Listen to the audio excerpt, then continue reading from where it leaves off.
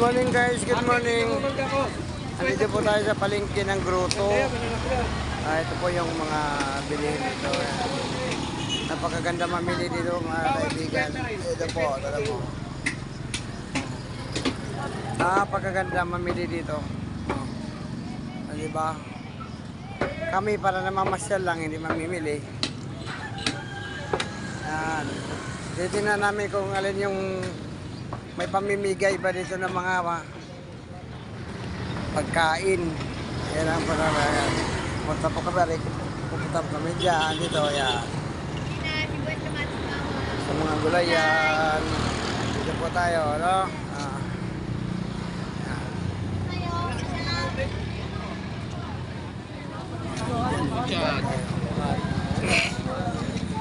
Yung mga manok. Laman to, mura lang.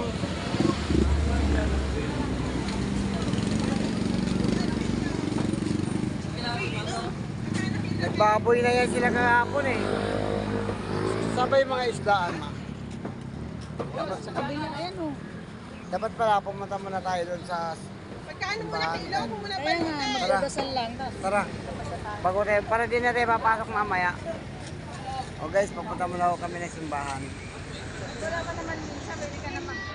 Parang ano siya nga pagkalitson, hilaw. Hilaw yan. No?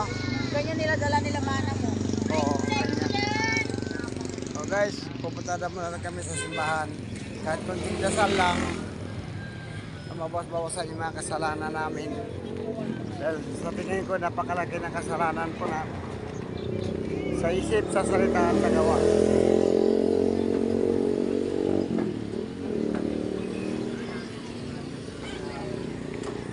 Kaya titinan ko uli yung litson na isa. Yun ang magandang pagka-litson.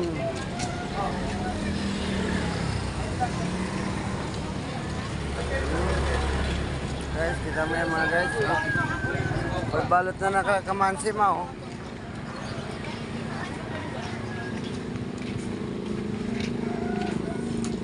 Naglalaway pala sila sa gulay natin kahapon. Sinalo, laway talaga kasi paborito niya gulay. Ito na mo oh. Ma, yan ang luto ma oh. Magkano kaya yun? Masarap na lechon. Hindi ko alam kung magkano kilo niya. Sarap.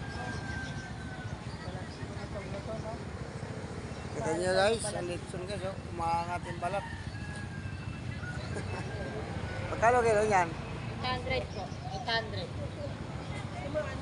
Ang sarap. Mamaya na tayo dyan. Guys, patakin mo guys ang kilo ng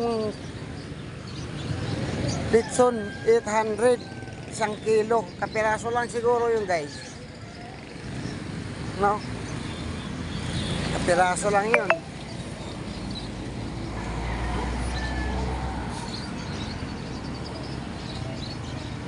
So, balik ulit tayo sa pinanggalingan natin kaganina guys. Ito yung mga gulay. Yan po yung mga gulay nila. Yan.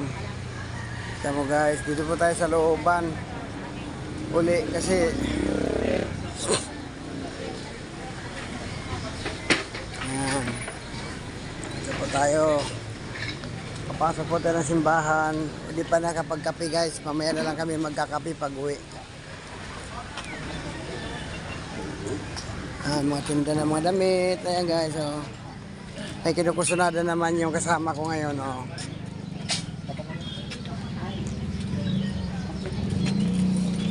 May kinukusunada namang bilihin siguro ito. Wala naman paglagyan yung bahay niya, puro na lang damit. Malong hinahanap ko ba yun? Malong. Malungkot daw guys, ang hanapin niya yung malungkot. Wala, hindi wala dyan ma. Doon tayo sa mga pantapis-tapis.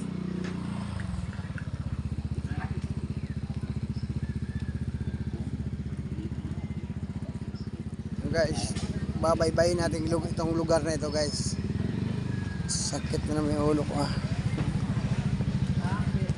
Baka pikto yata ito ng kagat ng daga ah. Excellent herbal oil. mula sa mga halamang gamot ng Pilipinas. Sa mga naghahanap ng lunas, pang-haplas, sa mga may rayuma at arthritis, varicose, sa mga may kargadong lamig sa katawan, Ayan guys, sa mga dito po pasmadong tayo. kamay at paa, sa mga pinahihirapan, Ayan, ito pa yung mga motor na nakaparada dito. sinisikmura o kinakabagan. Ubo, Titinan ko po yung motor ko doon, kung nandun ba. ang langis nito. Ito po ang tinatawag na excellent herbal oil.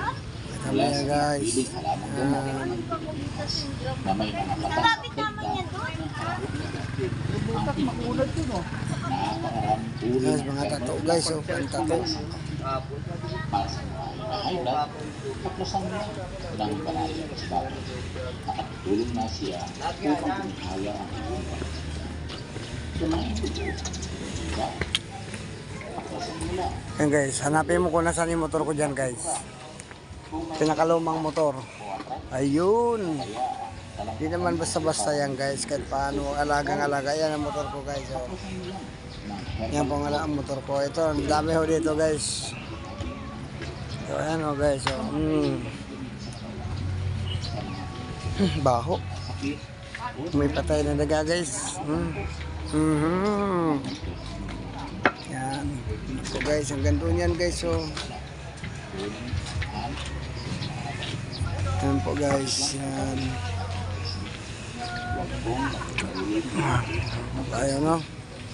So pansamantala puputulin natin ang ating video kasi mayroon po tayong pupuntahan pang muli.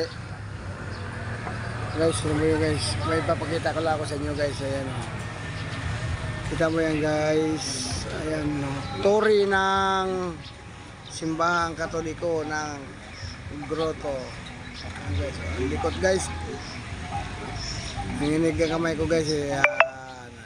Kita mo yan guys. Ang layo yan guys. Oh, layo yan. So, yan. Oh.